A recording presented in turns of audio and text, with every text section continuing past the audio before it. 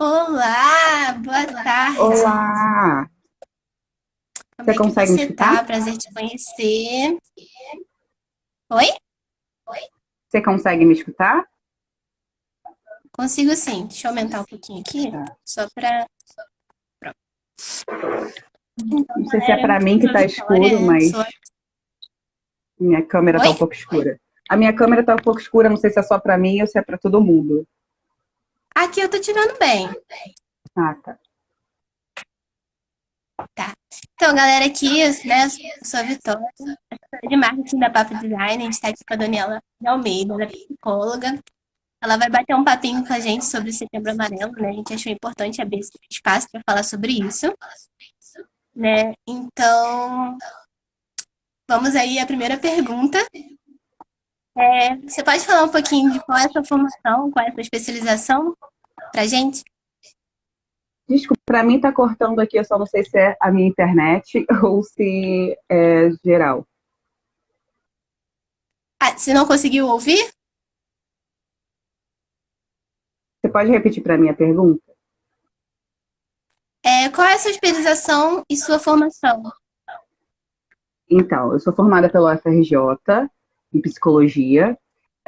Na UFRJ, no currículo antigo, né, que tem essa questão também, a gente pode sair tanto com bacharelado, né, que é ter o diploma de psicologia, mas não atuar propriamente na clínica, quanto diploma de formação também, né? Então, tem o diploma de bacharelado e de formação em psicologia.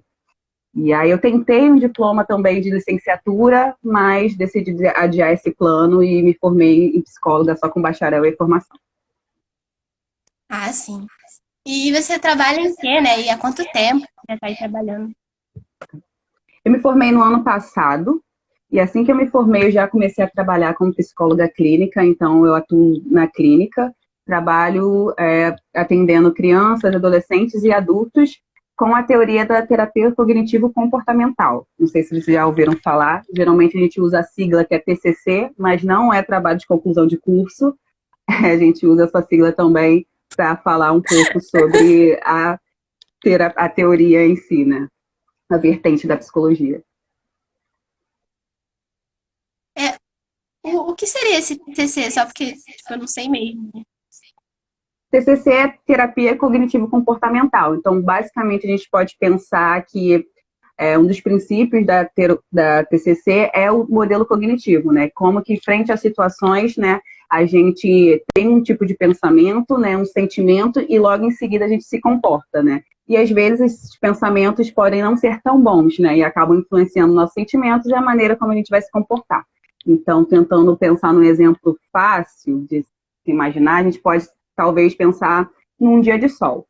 Então, eu abri a janela e eu posso pensar, nossa, eu adoro sol e eu vou me sentir feliz e como momento, talvez, né, antes da pandemia, né, vou pensar, vou à praia. Então, de acordo com a situação que eu estava ali vivenciando, eu tive um pensamento, um sentimento e meu comportamento foi ir à praia, né. Agora, se está um dia chuvoso, eu abro a janela, fico, meu Deus, eu detesto chuva. Não, vou ficar triste, não, meu sentimento vai ser a tristeza, e como comportamento eu vou ficar no meu quarto, trancada, vendo Netflix o dia todo. Então, esse é Ah, a gente então, pode pensar um pouquinho sobre o modelo cognitivo. é mais ou menos como a gente reage às coisas. Frente a uma situação, qual vai ser o meu pensamento e meu comportamento e meu sentimento e meu comportamento, né? Pensando que o pensamento e o sentimento, eles influenciam tudo, né? Então, tudo parte, o princípio de tudo é o nosso pensamento. Ah, sim. Tipo, você poderia falar um pouquinho o que a psicologia significa para você e o que te motivou a escolher psicologia? Eu mesma, quando estava no ensino médio, psicologia foi um curso que eu pensei em fazer, porque eu acho que é uma área super interessante. Você pode repetir para mim a pergunta, Então, porque cortou de falasse um novo para mim. pouquinho. Você não ouviu? Oi? Eu perguntei, o que a psicologia significa para você Uhum, e o que te motivou a escolher a psicologia. uhum. Quando eu saí do ensino médio, né, eu tinha quando eu saí no ensino médio, então, eu tinha vários cursos que eu pretendia fazer, né? Então, tinha psicologia, mas também tinha fisioterapia, né? Então, ficou naquele dilema, e agora, para onde eu vou, né? Eu tinha a ideia de que a psicologia estava ali porque como eu era muito amiga de todo mundo, né, e dava muitos conselhos, então talvez isso me ajudaria na psicologia. Então, eu tinha essa visão sobre a psicologia em si, né? Eu não entrei diretamente na psicologia quando eu fui para a UFRJ, eu entrei fazendo pedagogia, né? Achando que seria quase a mesma coisa, já que eu não tinha aquela nota de corte, né, especial e maravilhosa para passar para psicologia. Então lá fui eu para pedagogia, né? Comecei a fazer no curso, mas sempre com aquele pensamento, ai, mas e se eu estivesse fazendo psicologia? Não, acho que eu devia estar lá, né? E aí, no segundo SISU, eu consegui trocar, né? E fui para psicologia, mas a pedagogia ficou no meu coração. Então, até na minha própria formação, eu tentei unir as duas coisas, né? Mas a psicologia foi muito por essa questão, essa motivação de eu achar que eu lidava bem com as pessoas. Tanto fisioterapia como psicologia, embora tenham vertentes diferentes, elas lidam com as pessoas, né, num sentido voltado para a saúde, né? Então, por isso que eu achei que ali era o meu lugar, mas a psicologia realmente me arrebatou, né? E aí eu percebi que não é dar conselhos para as pessoas, é muito além disso, né? Mas mesmo assim eu continuo muito apaixonada pelo que eu faço. A gente tem essa ideia na cabeça, né? Quando a Sim, gente conversa, aconselha um amigo, nossa, já posso ser psicólogo. exatamente. Exatamente. Você pode falar um pouquinho pra gente, tipo, como foi essa quebra quando você entrou no curso, né? Tipo, percebeu que não era só essa coisa de dar conselho, era muito além disso. O que que te Uhum. fez perceber isso? Assim, já começa no primeiro dia de aula, praticamente, quando a gente entende que a psicologia ela é uma ciência, né? E como ciência, né, ela não está ali, a gente não está ali para dar conselho para ninguém, né? E a partir da sua prática, você entende que o paciente, né, dependendo de onde você atua, né? Porque a psicologia ela é muito grande, né? Não tem só a clínica, mas tem a psicologia hospitalar, escolar, do RH, enfim, entre outras. Então, quando você entende que na clínica, vou falar da clínica, que é onde eu tenho experiência, que a pessoa precisa entender e chegar naquela conclusão sozinha com ela mesma. Então, assim, o psicólogo ele está ali para ajudar, assim, mas eu, como psicóloga, não estou ali para dizer para ele, para dizer para o paciente o que ele deve fazer. Mas ele, a partir das vivências, a partir da experiência, dos recursos e das estratégias que ele vai começar a ter, ele precisa chegar a essa conclusão sozinho do que é o melhor para ele, né? Porque quando a gente pensa em conselho, geralmente a gente dá a partir da nossa visão do que é melhor para a gente, né? Mas quando a gente está lidando com outras pessoas com vivências diferentes, a gente precisa entender esse contexto. Então, o que é melhor para mim nem sempre é melhor para o outro. Então, aí que não encaixa a questão do conselho, aí que não encaixa essa questão do senso comum que a gente tem, né, dessa informalidade com nossos amigos, nossos parentes, entre outros. Né? E você só guia a pessoa, você não diz pra ela o que ela tem que fazer. Assim, na minha vivência com a terapia cognitivo-comportamental, né, a gente entende que é uma dualidade, né? Tanto o paciente como o terapeuta, a gente está ali juntos para conseguir chegar o melhor para o paciente específico. Então, não é uma coisa que eu tenho a voz principal ou coisa do tipo, ou o paciente também. Então, a gente juntos, a gente caminha e vai vendo frente a um problema, frente a um questionamento, o qual é o melhor caminho, qual é a melhor alternativa. É claro que, enquanto psicóloga, tem algumas ferramentas que eu posso usar para facilitar, né, a compreensão do paciente de si mesmo. Mas nunca é uma questão autoritária ou absoluta em que eu detenho saber e o paciente não. Entendi. Assim, agora, já que você está dentro da área, né, e a gente está do lado de fora, pelo menos a gente que não está estudando na área, a gente tem uma visão de que antigamente as pessoas elas não davam tantas relevância, né, para questões psicológicas. E que hoje em Uhum, dia essa consciência parece estar um pouco mais forte. Né? As pessoas estão notando que isso é de fato sim, relevante, é muito importante falar sobre isso e tratar isso. E aí uhum, eu gostaria de saber qual a sua opinião como profissional da área, né? Se essa é uma percepção real, de fato aconteceu, né? Uma coisa que está uhum. evoluindo. Se puder falar um pouquinho pra gente. Em relação à saúde mental, essa área sempre foi um pouco negligenciada, né? Se a gente começa a pensar na saúde como um todo, né? Se a gente sente uma dor em algum lugar, a gente vai lá para o médico para tomar um remédio. Se a gente, sei lá, cai ou está com febre, enfim, né? A gente logo procura um médico. Mas quando a gente fala de saúde mental, fala, não, é coisa da minha cabeça, não, isso logo vai passar, Exatamente. eu vou desabafar aqui com meu Exatamente. amigo, enfim, mil e uma coisas. Não que isso seja errado, né, de você desabafar com alguém, mas existe um ponto que a gente precisa entender que a psicologia, né, ela não está ali para taxar ninguém de maluco, porque essa eu acho que é o principal argumento das pessoas, né? Se eu for psicólogo, quer dizer que eu tenho um atestado de maluco, mas existem vários outros desdobramentos para a gente pensar, né, o que é ser maluco, mas enfim, vai ficar uma coisa antes se a gente for começar a adentrar sobre isso.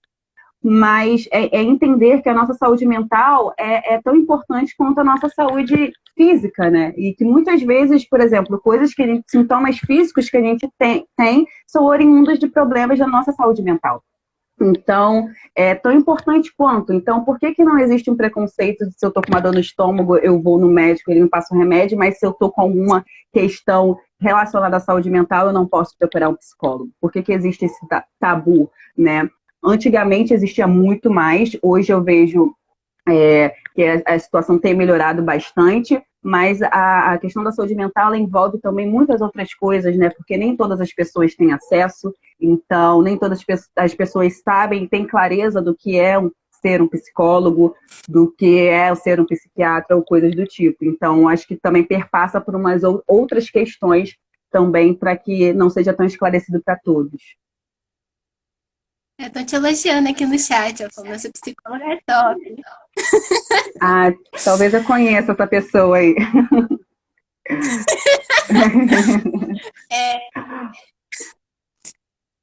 Antigamente, a gente tinha uma percepção, novamente, quem tá de fora, né, tinha uma percepção de que depressão era uma coisa mais associada aos jovens, né? Coisa de jovem. Hoje em dia, a gente tem essa noção de que isso não é coisa de jovem, é uma coisa que independe da faixa etária. Mas eu queria saber da sua opinião, né, como profissional, se alguma faixa etária você sente que tem alguma resistência maior em relação a isso. Assim, eu acho que essa questão da depressão, né, ser relacionada ao jovem ainda é muito hoje em dia, né, e quando a gente fala de jovem, a gente pensa desde talvez dos 15 anos até 29 anos por aí, né, então isso é muito predominante, a gente tem aí várias questões e mudanças, né, de ciclos de vida, né, acontecendo nessa faixa etária que são muito importantes, mas de fato a depressão, né, que no Brasil, né, junto com a ansiedade, elas são aí os transtornos e a doença que está mais em alta, né? E que as pessoas também mais ouviram falar, né? Então sabe talvez identificar melhor, né? Mas a questão da sociedade estar receptiva a esse assunto, eu acho que no momento está melhorando em relação a falar sobre isso e a reconhecer isso, né? A partir do momento que a gente começa a entender que a depressão é uma doença, né? A gente começa a levar um pouco mais a sério, quer dizer, mais a sério sobre isso, né? Porque antigamente, ainda hoje vocês encontram discursos relacionados a isso, né? Mas antigamente era muito frequente as pessoas falarem que é bobeira, que não é assim, porque eu passei por isso, então você também vai conseguir, porque conhece fulano, que é primo de ciclano, amigo de Beltrano, que passou por isso, também vai conseguir. Mas quando a saúde mental, ela está sendo cada vez mais falada. E a partir do momento que a gente tira o tabu relacionado a isso, né, e isso continua e é falado, a gente tem uma receptividade maior, né?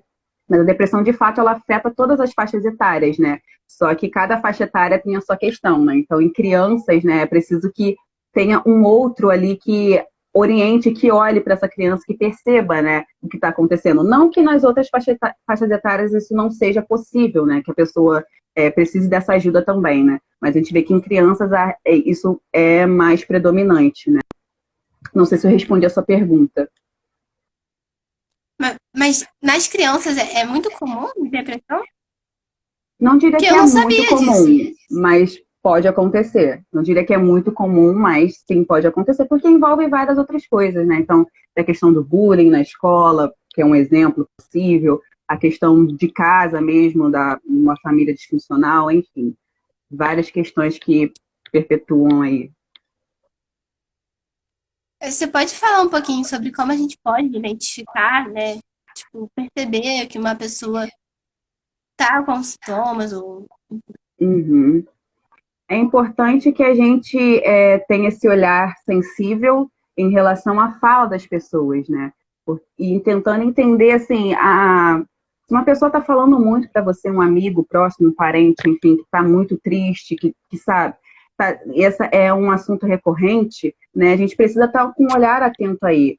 De onde vem essa tristeza? O que está acontecendo, né? Porque às vezes a gente também trata os sentimentos, né, como banais, né? Ah, não, mas não precisa ficar triste. Mas por que a gente não pode ficar triste, né? Por que a gente não pode sentir raiva, né? Sentimentos, eles estão ali para ser sentidos, mas às vezes um sentimento ele se torna um estado de humor, né? Então, fica de uma maneira muito mais grave. A depressão é isso, né? Uma tristeza muito profunda, que a pessoa não sabe da onde está surgindo.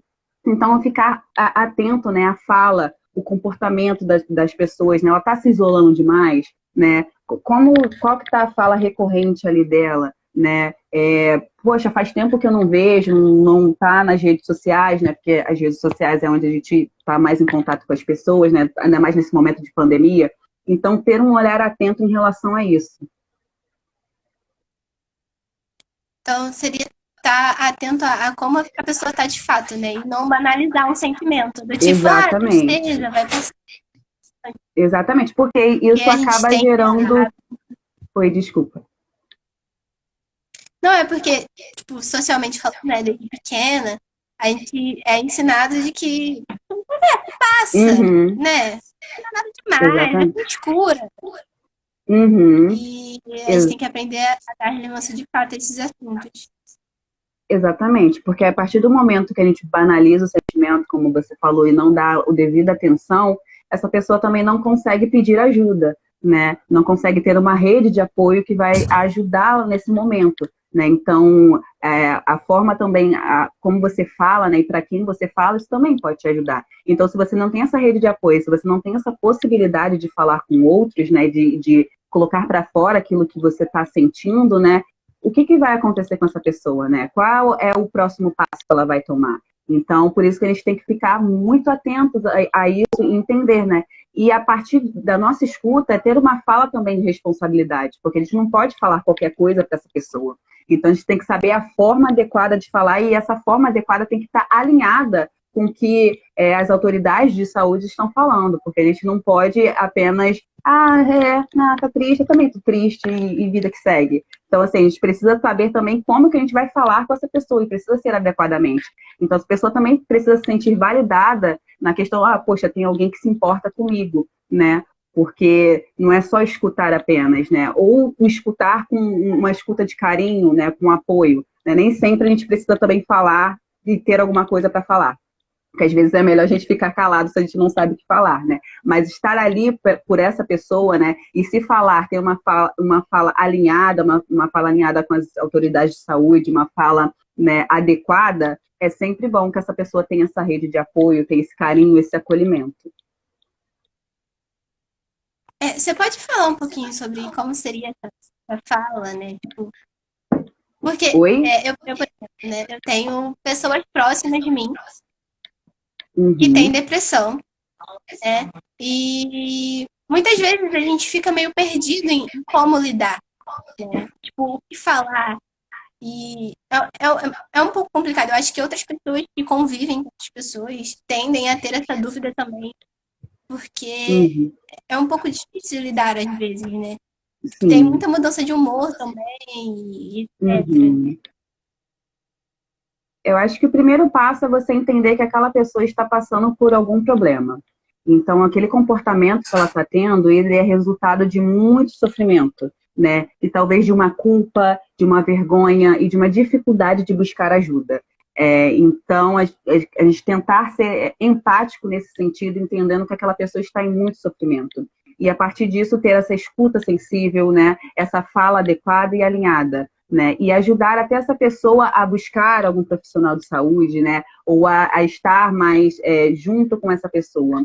É claro que a gente não precisa ficar, mas eu não posso ficar perto dessa pessoa porque eu não sei o que falar, porque eu talvez vá atrapalhar a vida dela, mas assim, ela precisa de alguém ali do lado, né? Não necessariamente aquilo que você vai falar vai melhorar o dia dela completamente, mas só dela ter essa rede de apoio, ter alguém para falar já faz toda a diferença, né? E a partir do momento também que ela reconhece que tem uma questão ali, que ela tem uma pessoa que ela pode contar, abre também os olhos dela para que ela também possa procurar ajuda profissional ou coisas do tipo, né? A gente está, por exemplo, no Setembro Amarelo, então a gente tem evidências aí da questão da depressão principalmente da prevenção ao suicídio. Então a gente tem, por exemplo, o CVV, né, que é voltado para a prevenção ao suicídio, né, que é o Centro de Valorização da Vida, né, que eles têm um número que a pessoa pode ligar, né, que ali ela tem um apoio emocional, né, justamente voltados para essa questão da prevenção ao suicídio em casos específicos, né.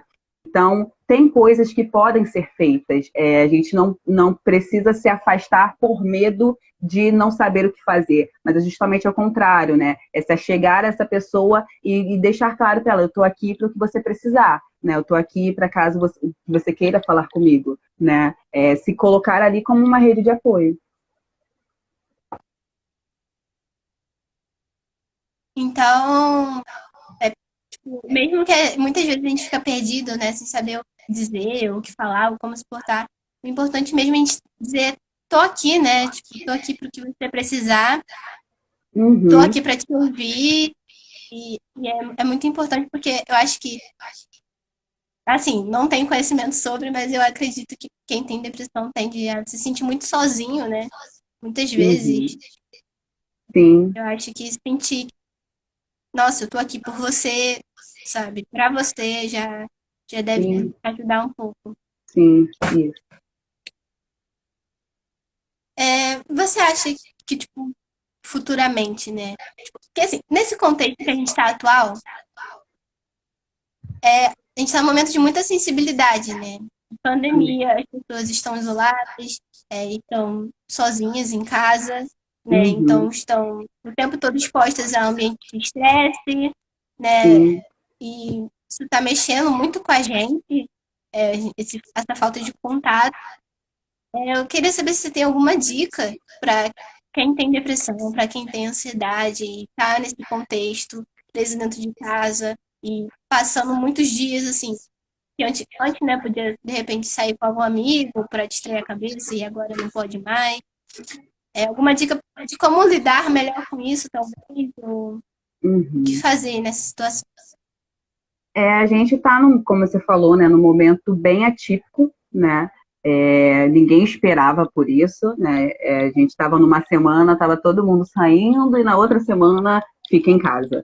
Então foi uma coisa muito abrupta, né? E com isso, o que eu vou fazer agora? Como é que vão ser as coisas? As pessoas começaram a ter essa percepção, né, de que, poxa, realmente eu tenho que ficar em casa e aí o que eu vou fazer, né? Eu acho que uma das primeiras coisas é a gente tentar entender um pouco esse momento que a gente está vivendo, né? Entendendo que se eu estou em casa, né, é um contexto totalmente atípico, né? Então as crianças estão estudando em casa, algumas pessoas estão trabalhando em casa. Então, assim, a casa, para muitas pessoas, nunca foi um ambiente de trabalho ou de estudo fixo, né? Ela é um lugar onde você vai para você descansar, onde você vai para ficar ali no seu contexto familiar. Então, ter essa mudança de cenário tão abruptamente faz com que a gente fique, opa, peraí, né? Nem na minha casa eu tenho esse descanso, porque o meu quarto é meu escritório. Ou, enfim, né? A minha sala agora é onde eu ensino um dever para as crianças. Então, a gente entender, assim, que a gente já tem muitas responsabilidades para fazer. E a gente precisa entender o nosso processo e o nosso tempo. Porque às vezes a gente, meu Deus, mas eu não fiz isso, eu não fiz aquilo, mas eu tenho que fazer aquilo outro. E tem gente fazendo live se exercitando, e tem pessoas fazendo aquilo para fazer. Assim, a gente está no momento de pandemia. Acho que falando bem bruscamente, acho que o principal numa pandemia é a gente tentar ficar saudável, né? Então essa deveria ser a nossa principal preocupação, mesmo que isso às vezes independa da gente, né? Porque ainda tem muita gente saindo para trabalhar, né? E hoje está mais flexível em relação a isso. Mas, assim, respeitar esse nosso momento, sabendo que a gente não vai dar conta de todas as coisas e a gente não precisa dar conta de todas as coisas. E a partir do momento que a gente fica estressado, né, e se cobrando por fazer tantas outras coisas, né, nesse contexto, o que isso vai trazer para a gente, né? Então, assumir essa posição de que, ok, eu posso não dar conta de tudo, mas tudo bem, né? Tem amanhã, tem depois, eu posso fazer as coisas com calma. E, aliado a isso, né, buscar estratégias para que a gente possa ter um autocuidado, olhar para a gente mesmo e entender, né? Ter um momento ali de lazer com a gente, ver um filme, né? Ver uma série na Netflix, que eu já falei mais de uma vez aqui sobre isso, que é importante também. Então, assim, a gente ter esse cuidado com a gente, né? Da gente ter esses momentos, né? E hoje em dia, talvez, isso tenha diminuído um pouco. Mas no começo da quarentena, né, o consumo excessivo de notícias, né, fazia com que as pessoas adoecessem também, né? Então, todos os dias eu olhando na internet, eu vendo coisas de que pessoas estão morrendo, o índice está subindo, está descendo, abriu, fechou, amanhã posso sair, depois eu não posso. Então, isso também afeta muita gente. Então, tentar, né, se ainda hoje você está vidrado na questão das notícias, acompanhando lá quem que está acontecendo em questão de coronavírus, então tentar amenizar isso também. E manter contato com as pessoas que você ama, né? A gente agora está tendo novas formas de contato, novas formas de fazer amizade, de perpetuar a amizade, enfim, né? Então é uma maneira também da gente aprimorar. A gente está longe fisicamente, mas a gente pode estar perto, né, virtualmente. Então isso é uma ferramenta que também pode nos ajudar. Pode não saciar a nossa vontade de querer abraçar um amigo, de querer estar em algum lugar junto, mas isso também nos ajuda em algum sentido, né? E, na medida do possível, né, se puder se exercitar ou fazer alguma atividade física, mas não é para ser fitness da academia, mas é só para você exercitar um pouco o seu corpo, né?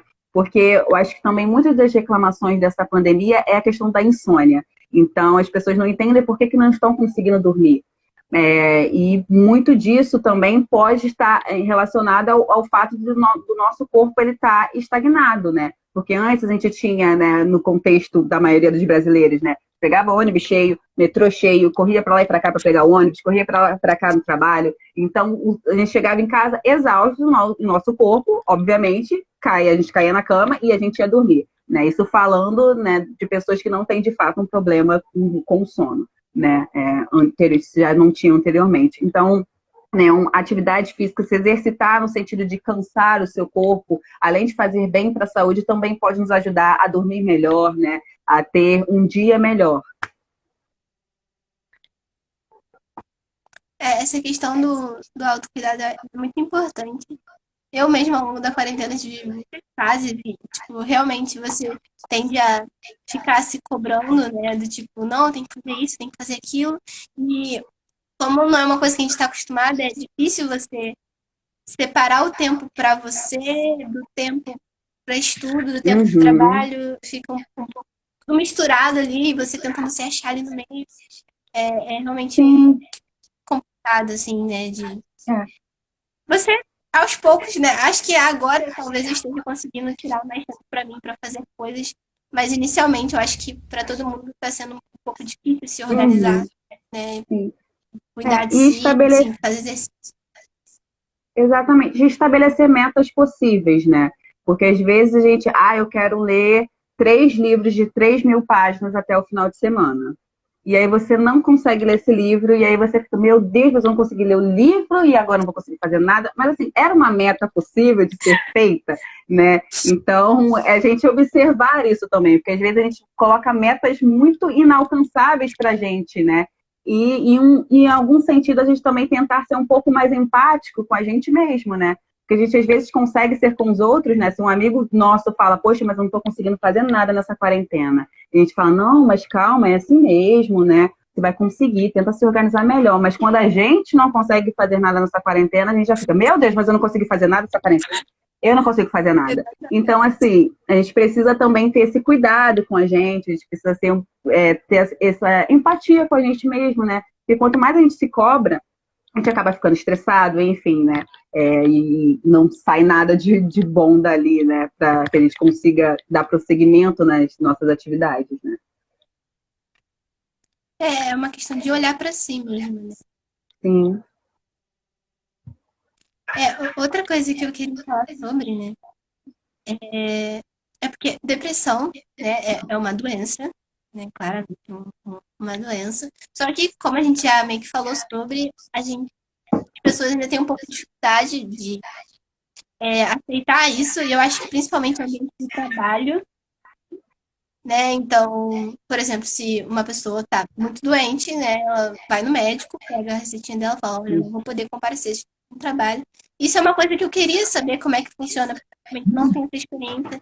Mas se uma pessoa tiver com uma depressão muito forte, né? Como é que ela faz? Ela tem que se forçar a continuar a trabalhar ou tem alguma forma? Eu não sei, de verdade, assim, completamente por fora. Eu gostaria que falasse um pouco sobre isso, se possível. E queria pedir pro pessoal que está vendo a live, se tiver alguma dúvida também, manda aí no chat, que a gente vai conversando e dialogando um pouquinho. Eu acho que para mim cortou um pouquinho essa pergunta. Você perguntou se uma pessoa tem uma depressão muito forte, ela tem que se forçar a fazer alguma coisa, a trabalhar ou coisa do tipo, ou não foi nada disso? Foi mais ou menos isso. É porque, por exemplo, se uma pessoa está muito doente, né, ela pode pegar uma Uhum. receita e falar, olha, eu não vou poder comparecer no trabalho durante Uhum. esse Ah, dia, sim, eu estou muito mal. sim. E eu gostaria de saber como é que funciona isso para uma pessoa que está muito, muito depressiva. Ela tem que ir ao trabalho ou Uhum. não, não sei. A depressão, ela é uma doença, né? Então, existe, obviamente, essa possibilidade da pessoa ser afastada do trabalho. Inclusive, pessoas que têm depressão, ela tem acompanhamento, geralmente, né, com psiquiatra, e o próprio psiquiatra ou psicólogo, eles podem dar esse afastamento, seja de 30 dias ou coisas do tipo, justamente para a pessoa que tem depressão, né? E é uma questão também de bom senso, né, no trabalho, né? Que as pessoas consigam reconhecer a depressão como uma doença. Mas existe essa possibilidade, claramente, da pessoa conseguir esse afastamento. Ninguém é obrigado, nem deveria ser, né, a comparecer ao trabalho estando mal, estando doente, estando dessa forma, né? Então, existem, assim como existe afastamento porque a pessoa, sei lá, quebrou a perna, existem afastamentos porque a pessoa está com uma dificuldade, uma doença, algum transtorno de saúde mental. E você acha que isso é bem aceito no ambiente de trabalho?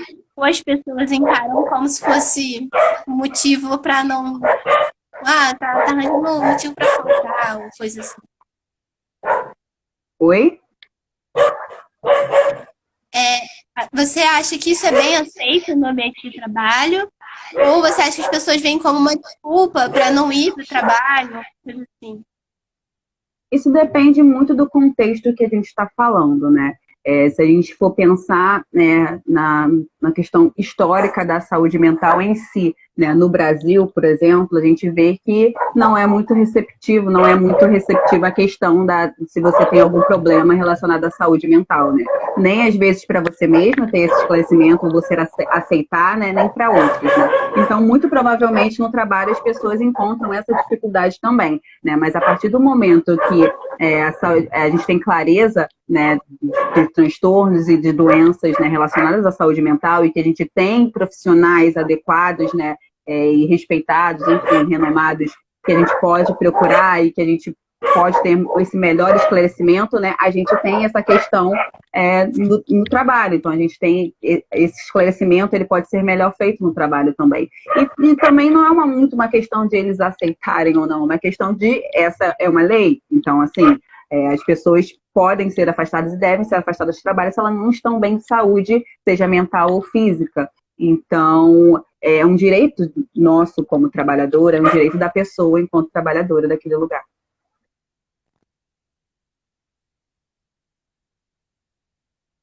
Oi? Oi? Oi, você me escuta?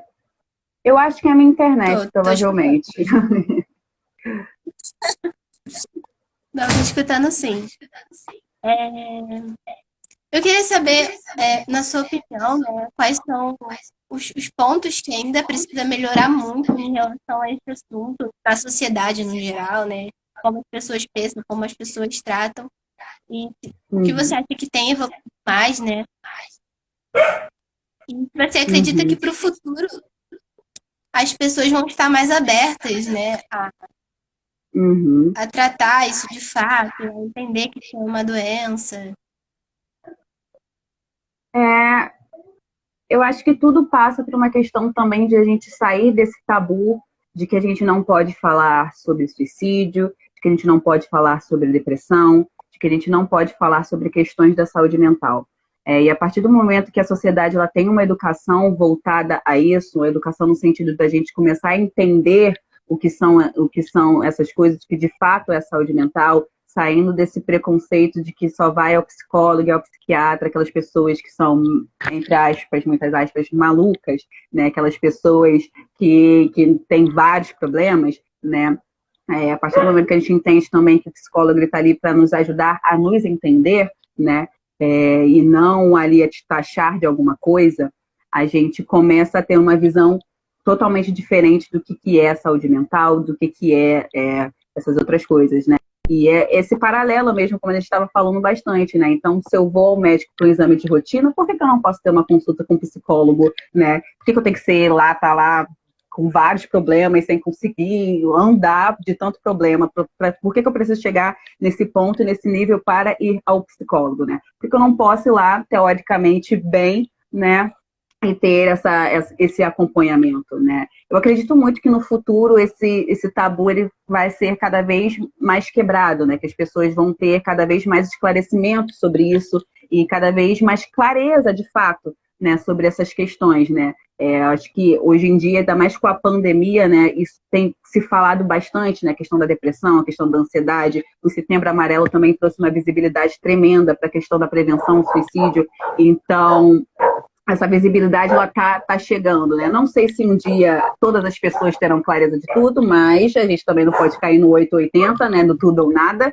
Mas quando grande parte da população entender, né? E sobretudo quando grande parte da população tiver acesso a profissionais de saúde mental, seja gratuito, com preços mais acessíveis, eu acho que essa educação fica melhor, porque é difícil também no cenário de hoje do Brasil a gente falar de saúde mental e querer que todos entendam o que é, mas a pessoa não tem acesso a um psicólogo, não sabe o que é um psicólogo, não tem acesso a um psiquiatra, seja de forma gratuita, né? A gente sabe a dificuldade, né, que a gente passa, o SUS ele é maravilhoso, ele atende várias pessoas gratuitamente, eu achei um sistema maravilhoso que o Brasil, e só o Brasil tem, né? Mas infelizmente a gente sabe que tem alguns problemas, né? E é muito difícil você encontrar um profissional de psicologia, né? E se encontra, tem muita procura, muita demanda, justamente porque não tem profissionais suficientes para atender a demanda daquele lugar, né? Então, acho que a partir do momento que as pessoas começam a ter acesso a isso, também a clareza e o esclarecimento eles vêm com maior facilidade. Entendi. Você tem mais alguma coisa a acrescentar, alguma coisa que você gostaria de falar, alguma dica? E a gente ainda tem um tempinho, a gente ainda tem 19 minutos para falar. Eu acho que eu não tenho nada a acrescentar, a não ser que você queira me fazer outra pergunta. E aí eu consigo enganchar aí no que você falar. Eu acho assim que saúde mental é uma coisa muito, muito, muito, muito, muito importante, né? Eu tenho muitas Uhum, dúvidas sobre. uhum, Eu acho que, principalmente nessa quarentena, porque eu acho que é um momento que está fazendo a gente repensar muita coisa, né? Como você tinha falado, a gente está passando bastante tempo com a gente, né? Então, uhum. eu, O que muitas vezes é difícil, né, sim, passar esse tempo com a gente. sim, isso é uma questão, porque eu acho que desde muito pequeno, a forma que a gente é educado parece que é muito uma coisa para os outros, sabe? Parece que a gente é sempre criado para Uhum, se portar em relação aos outros e sempre em relação aos outros. A gente não tem muito, pelo menos na minha cabeça de leiga, porque eu não sei o que eu tô falando, o que eu tô falando, mas parece que a gente não tem o costume de, tipo, virar pra gente, né? Tipo, sim. são questões relacionadas a nós mesmos. E eu acho que esse momento em que a gente só tem muito da gente, numa sociedade que a gente não está acostumado a olhar pra gente, é muito difícil a gente Sim. lidar com isso. Não sei se você está entendendo nem se eu tô falando besteira aqui, se eu tiver, por favor, me corrija. Não, mas é exatamente isso. Mas E a pode gente falar. entender assim, né? A gente passou muito tempo da nossa vida, não sei quantos anos você tem, mas assim, você passou a maior parte da sua vida agindo, pensando e se comportando de uma forma, né? Se comportando e agindo, enfim, de uma forma. Então, mudar é difícil, né? Então, mudar de uma hora para outra é muito difícil. Isso quase nunca acontece, porque a gente está habituado a viver de uma determinada maneira. Então, a gente está habituado, talvez, na correria, de lidar mais com as outras pessoas, de acolher mais os outros. Então, quando chega um momento que a gente tem que parar e olhar para a gente e falar: eita, caramba, tem esse negócio aqui que eu não gosto muito, tem esse negocinho aqui que eu preciso melhorar, e essa coisa aqui eu também não gosto muito, não. Né? Então, fazer esse movimento contrário, né, do que a gente estava habituada a fazer, é muito difícil, né? Então, por isso que vem essa fala de ser mais empático, entendendo, poxa, eu passei X anos agindo dessa forma, então não é de uma hora para outra que eu vou mudar, mas isso não diz que eu não tenho a possibilidade de mudar, eu tenho essa possibilidade, mas eu preciso entender que eu passei muito tempo fazendo uma coisa só, né? Mas eu tenho, olhando também para a responsabilidade que você tem no momento, então eu posso mudar a partir daqui. Né? Mas não se culpabilizar pelo fato de você estar agindo dessa forma há tanto tempo atrás, né? Se a gente tivesse essa máquina do tempo, não sei se seria bom ou ruim, né? Mas a gente voltava lá atrás e tentava mudar algumas coisinhas, né? Mas como a gente não tem isso, né? A gente trabalha com o que a gente está apresentando aqui no momento, aqui no agora. O que eu gostaria de saber também, em relação a uma coisa que você chegou a citar, mas eu gostaria que você aprofundasse um pouquinho, essa coisa, né? Como a gente está em quarentena, a gente acabou acelerando muito. E a gente acaba se cobrando muito também, né? Então, tipo, essa coisa de se cobrar, acredito que seja um problema que todo mundo está enfrentando, né? Por estar meio que sendo atropelado pelas coisas. Você falou um pouquinho que a gente deve reservar um tempo pra gente, que a gente deve tentar ser gentil, né? Mas nem sempre a gente consegue. Peraí. Eu vou terminar de perguntar aqui, porque acabaram de mandar uma pergunta Ah, aqui. tá. Mas, assim, para resumir o que eu tava falando, eu queria saber se, tipo, tem alguma outra forma de lidar com essa cobrança, porque, pelo menos eu mesmo fazendo essas coisas, eu acabo me cobrando muito. E não sei se tem algo mais que eu poderia fazer. Formas de lidar com a cobrança que que você faz com você mesma. Isso. Então, é entender assim, que cobranças são essas, em primeiro lugar, né? E o que eu quero fazer a partir disso? Então, se eu me cobro porque eu não estou conseguindo fazer coisas relacionadas à faculdade. Mas espera aí, vamos aqui. Como que está o meu dia? O que eu estou fazendo? Será que eu estou me dedicando?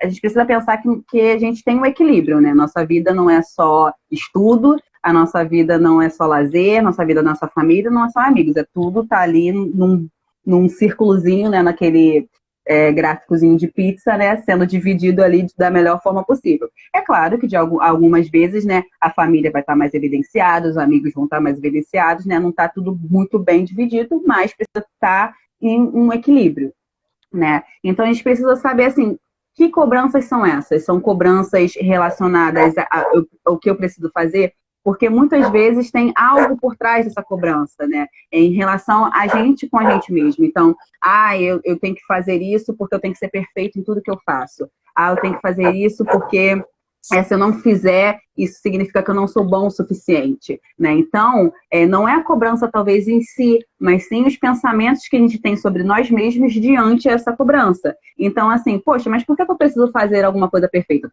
Alguém faz alguma coisa perfeita, né? Por que eu preciso ser bom o suficiente? Assim, mas o que é ser bom o suficiente? Quer dizer que eu vou ser bom em tudo? Então, é entender o que está também por trás dessa cobrança, né? E não da cobrança em si. Quando a gente fala da cobrança, né, às vezes nem é tanto o X da questão, né? Mas muito mais a nossa interpretação perante a cobrança. Eu não sei se eu me fiz clara. Não sei se deu para entender. Não, entendi. Minha cabeça fez um... Muito bom. Vou ler a pergunta que mandaram aqui. Tá. Como abordar esse tema com seus pais com naturalidade? Sendo eles do grupo que não enxergam, entre aspas, como doença. Uhum. Essa é uma pergunta bastante recorrente, né? Em primeiro lugar, a gente tem que ter esse esclarecimento para a gente mesmo. Entender que o que a gente está passando e que tipo de ajuda a gente está buscando, que a gente quer, né? Entender também que nem sempre o outro ele vai entender da forma como a gente quer, né? E como que eu vou abordar isso em relação aos nossos pais ou até outras pessoas, né? Tentar falar com eles sobre isso, mas prestar atenção um pouco como que vai ser nosso tom em relação à nossa conversa. A gente quer desabafar, quer alguma ajuda?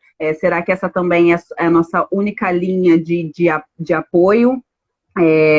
Ou de nossa rede de apoio? Será que eu não tenho a possibilidade também de começar a falar com outras pessoas para depois chegar nos nossos pais, já que tem esse embate, né? E como que eu quero que essa fala seja feita? Será que eu quero que o outro me entenda porque eu quero que ele me entenda? Ou será que realmente eu estou buscando ajuda e eu quero uma escuta sensível, né? Porque tudo depende também da forma como a gente vai falar. Em primeiro lugar, a gente tem que entender também que o outro pode não entender, né? E o outro, de fato, às vezes, ele não é obrigado a entender mesmo que a gente queira, né? E a gente tem que pensar também, diante da nossa situação, quais são as outras possibilidades que a gente tem também. Quais são as nossas outras redes de apoio, o que a gente também pode fazer, né?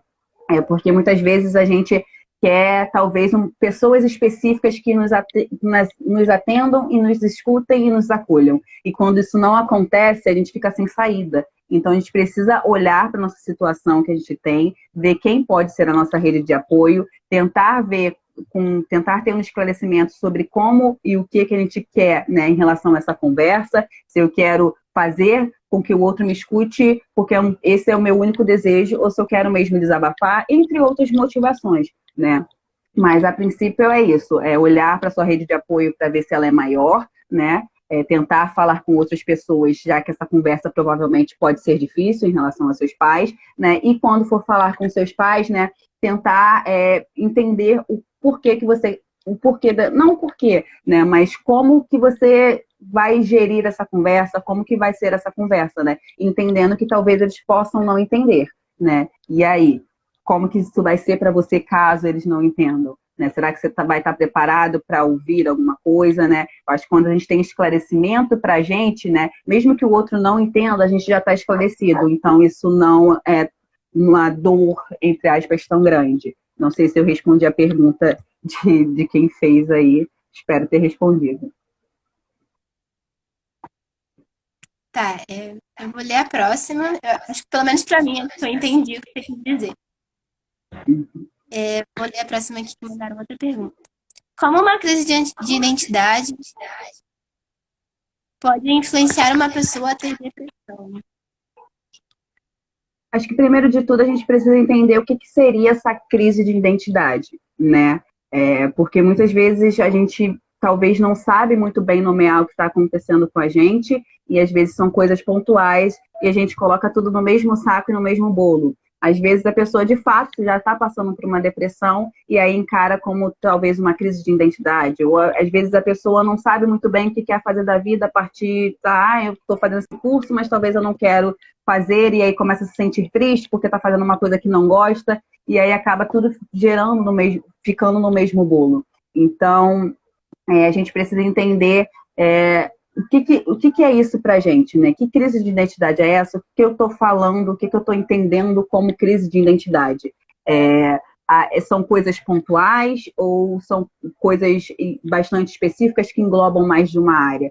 A depressão, por exemplo, ela tem critérios para que se feche e que uma pessoa seja diagnosticada com depressão. A depressão não é apenas uma tristeza, é uma tristeza profunda e tem vários outros critérios para que se fechem a depressão. É claro que uma dificuldade, obviamente, né, em áreas, né, relacionadas à dificuldade no trabalho, na escola, na faculdade, tudo isso também pode corroborar, né? Mas a gente precisa entender também a questão da depressão como doença e como critérios específicos para isso ser fechado. E a gente precisa entender, né, o que está acontecendo na minha vida nesse momento. O que eu estou passando nesse momento?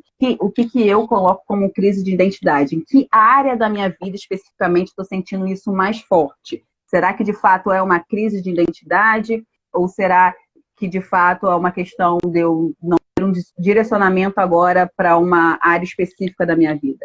Né? Porque eu entendo assim, a questão da pergunta, mas às vezes a gente coloca talvez tudo no mesmo saco e carrega aquele saco imenso, né, com várias questões ali, colocando tudo no mesmo bolo. Mas talvez se a gente separar, a gente vai ver, não, isso é isso, isso é isso, isso é aquilo. E talvez fique mais fácil da gente entender e lidar com as situações. Entendi. A gente já tá meio que se encaminhando aqui no final, a gente tem 7 minutinhos ainda. Eu tenho uma última pergunta, que é uma pergunta padrão, né, que a gente faz em todo Batendo um Papo. Eu vou perguntar ela se sobrar algum tempinho, a gente sempre conversar sobre mais alguma coisa. Então, vamos lá. Eu gostaria que você citasse uma cor, uma forma e uma palavra que você acha que descreva o cenário atual da psicologia. Então, falando de cenário atual, então uma cor talvez não pudesse ser outra além de amarelo, né? A gente está aí evidenciando essa questão do Setembro Amarelo, que é muito importante a gente falar sobre. Mas eu também penso que a psicologia, né, deixando um pouquinho, não tirando a importância, mas deixando um pouquinho de lado a questão do amarelo em si, né, eu penso que a psicologia ela é de todas as cores, né? Porque a gente pensa sobre as pessoas e sobre o fato das pessoas serem diferentes e terem suas próprias vidas, enfim, né? A gente pensa que, eu penso, né, não a gente, mas eu penso que a gente não dá para categorizar numa cor específica além de todas. Pode ser uma resposta bem clichê, mas, né, no meu entendimento é isso, né? Uma forma, eu não sei se eu conseguirei colocar, mas não sei se luz seria uma forma, lâmpada talvez, né, de ter esse esclarecimento sobre si, né, e que cai, né, em uma palavra que para mim seria autoconhecimento, né, o conhecimento de si, conhecimento de mundo, né, do mundo que a gente vive. Eu acho que é isso. Não sei se eu consegui responder bem essa pergunta. Tá, e tem mais uma. Se tiver que bater um Ai, papo, meu Deus. longo papo. Essa é mais fácil, essa é mais fácil. Será que vai ter um papo com algum psicólogo, com um psiquiatra, com algum psicanalista? Quem seria alguém que você admira, assim? Com quem seria esse longo papo? Eu acho que talvez a resposta que as pessoas estejam esperando seja de algum psicólogo, psiquiatra ou psicanalista muito famoso. Mas, para mim, eu acho que eu gostaria de conversar com os meus colegas de formação. Eu acho que a partir deles também eu tenho uma percepção da psicologia em si, né? Quando eu escuto sobre as experiências, sobre as dificuldades, sobre os problemas, sobre a forma como eles encaram, né? Até porque tenho vários colegas que estão em várias outras áreas da psicologia, e como é bom saber que a psicologia ela é tão ampla e que ela está em vários lugares que às vezes a gente nem imagina, né? Então, por exemplo, frente à pandemia, a gente tem psicólogos ali na linha de frente, e quão é rico a gente conseguir escutar, né, esses relatos, quão rico a gente conseguir escutar relatos de psicólogos que atuam em escolas e coisas do tipo. Então, eu acho muito rico escutar isso dos meus colegas de profissão, escutar isso das pessoas que se formaram comigo e que estavam ali naqueles árduos anos, né, estudando comigo e hoje em dia formados psicólogos e tendo tanto para contribuir, tanto para falar. Cara, eu achei incrível essa resposta, de verdade. Oh, de verdade. Queria agradecer por você ter se disponibilizado, o seu tempo, eu que né, para vir agradeço. aqui falar um pouco sobre o Setembro Amarelo, né? Muito obrigada por esclarecer pacientemente cada questão que eu coloquei aqui. E é isso, né? Acho que a gente fica por aqui. Muito obrigada Eu mesmo. que agradeço vocês pelo convite. Oh, que boba! E foi um prazer te conhecer. O pessoal tá mandando aí Eu também te conhecer. Coraçãozinho. Pessoal, foi incrível. Ó, acabaram de mandar. Eu adorei participar. Enfim. Foi um prazer ter você aqui com a gente, viu? Eu que agradeço, gente. Muito Obrigada, obrigada a todos que obrigada. assistiram também, né, gente? Muito importante. Então é isso, beijinho, gente. Boa Beijo. noite. Boa noite, Vou desligar. pessoal. Tchau. Tchau.